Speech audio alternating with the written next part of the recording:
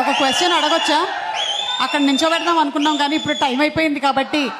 ప్రశాంత్ వర్మ యూనివర్స్లో చాలా కథలు ఉన్నాయి, ఇంకా నానితో ఒక సినిమా తీయలేదు ఎందుకు?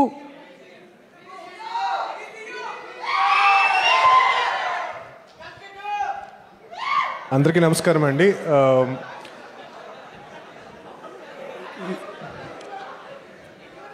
అంటే ఈ క్వశ్చన్కి ఆన్సర్ వస్తుందా లేదా? ఈ క్వశ్చన్కి ఇప్పుడు ఆన్సర్ లేదా? సరే అయితే నేను పక్కపోతున్నా. సో అందరికీ నమస్కారం అండి. ఈ సినిమా ట్రైలర్ చాలా చాలా గ్రిప్పింగ్గా ఉంది అండ్ ఐఎమ్ షూర్ మూవీ కూడా అంతే ఎంగేజింగ్గా ఉంటుందని చెప్పి నేను నమ్ముతున్నాను. ఫస్ట్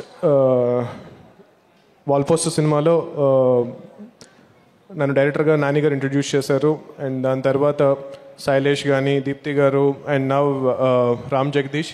సో ఇలాంటి ఎంతోమంది యంగ్ టాలెంట్ని నాని గారు ఎంకరేజ్ చేస్తూ మూవీస్ని ప్రొడ్యూస్ చేస్తున్నారు. అండ్ ఆ సినిమాలు ఎలాగైతే previous films critically and commercially ఎంత పెద్ద సక్సెస్ అయ్యాయో ఈ సినిమా కూడా అలాగే చాలా చాలా పెద్ద సక్సెస్ అవ్వాలని చెప్పి నేను కోరుకుంటున్నాను. అండ్ కోఇన్సిడెంటల్లీ ఈరోజు morning I was just speaking to one of అంటే నేను పీవీసీలో ప్రొడ్యూస్ చేస్తున్న మూవీస్లో ఒక డైరెక్టర్తో నేను చెప్తున్నాను, నాకు ఫస్ట్ ఫిల్మ్ చేస్తున్నప్పుడు నానిగారు టోల్డ్ మీ దిస్ అని చెప్తున్న టైంలోనే కరెక్ట్గా నానిగారి నుంచి కాల్ వచ్చింది ఈవెంట్ గురించి. Such a coincidence and I learned a lot from him and not just as a person, as a producer, as a technician, అన్ని రకాలుగా కూడా మనకి ఇండస్ట్రీ ఏమి ఇచ్చింది అండ్ మనం ఇండస్ట్రీకి ఎంత ఇవ్వాలి అనేది నేను చాలా చాలా నేర్చుకున్నాను నానిగారి దగ్గర.